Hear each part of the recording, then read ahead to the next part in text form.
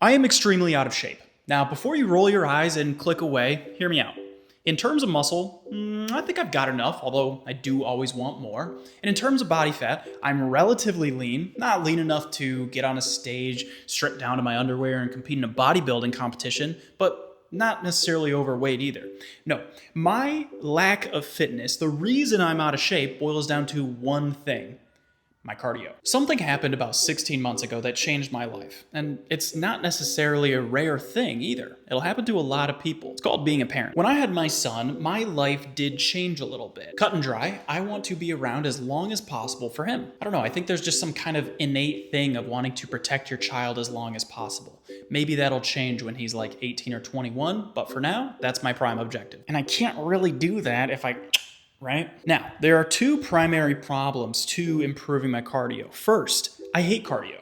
Some people talk about the runner's high. I've never experienced that. I have experienced a runner's low. That's actually what I experience every time. I just hate doing cardio. And two, I have bad lungs. Really bad lungs. I have a pretty intense case of asthma, and I do use an inhaler, but I just find myself gasping for breath a lot of days. And I actually vividly remember being in my doctor's office and my doctor telling my mom he's probably never taken a real breath in his entire life. And as far as longevity is concerned, I already have enough muscle and the right nutrition habits to, get the most bang for my buck there. But cardio is the low-hanging fruit. So my goal for the next 3 months is to make cardio my number one priority.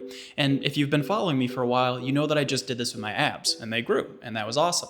And now I want to prove to myself and to all of you that I can do that with cardio too. Here's the thing. Watching me bike day in, day out, it's not that exciting to watch, and it's also not that exciting to do. There's nothing really to work toward outside of this kind of arbitrary goal of improving my cardio. So I'm going to give myself a challenge.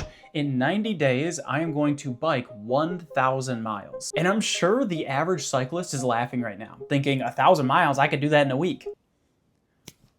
Okay, I can't.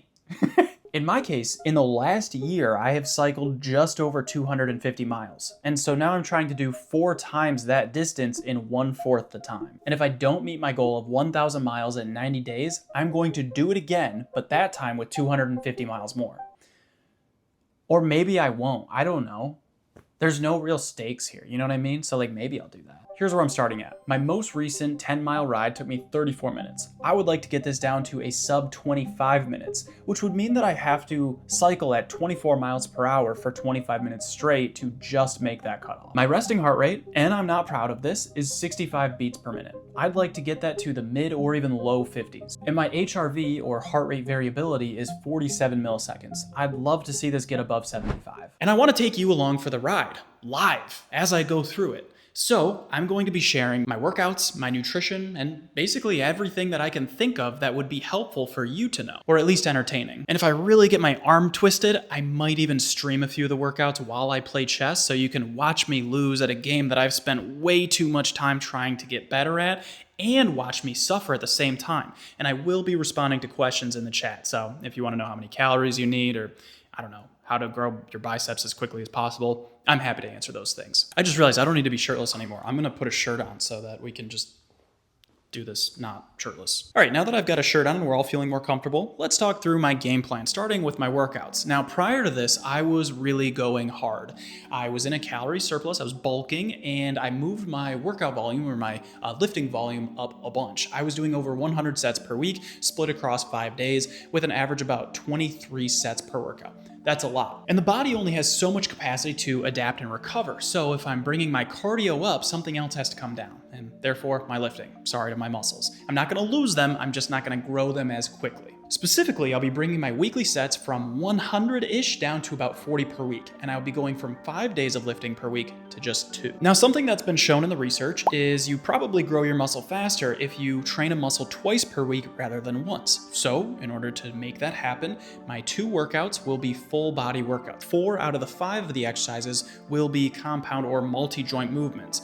Basically, a push, a pull, a squat, and a hinge you'll see. On day 1, I will be doing this workout, and on day 2, I will be doing this workout. And both of these are gonna be in my group program, the Change Project, so if you wanna run them along with me and just kind of have fun with us, go join that right now. Next is nutrition, and I'm gonna be honest, my diet is pretty solid. I have food allergies, so I don't eat out a lot. I don't drink alcohol anymore. I got enough of that in my early 20s.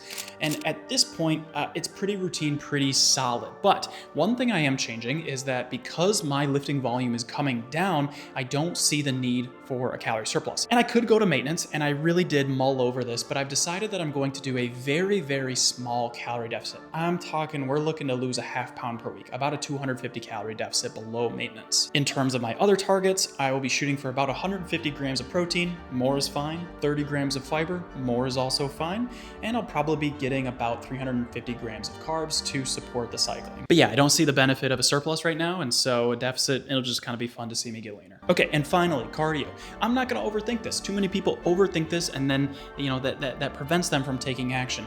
I'm not looking to lose a testicle and win the Tour de France 7 times. That's not my goal. My goal is just to get a little bit fitter. So I will be hopping on this bike right here. I don't pay the subscription for it. I just do free rides because I think the subscription is way overpriced. I will be tracking my heart rate on my Apple Watch, which I already had. I might eventually get one of those fancy chest monitors because those are more accurate, but I'm going to be trying to get up to roughly zone 2 or above and then stay there. And if you aren't concerned about heart rate and stuff like that, kudos to you. You don't have to be. It's something that you really only need to worry about if you're like a high-level endurance athlete.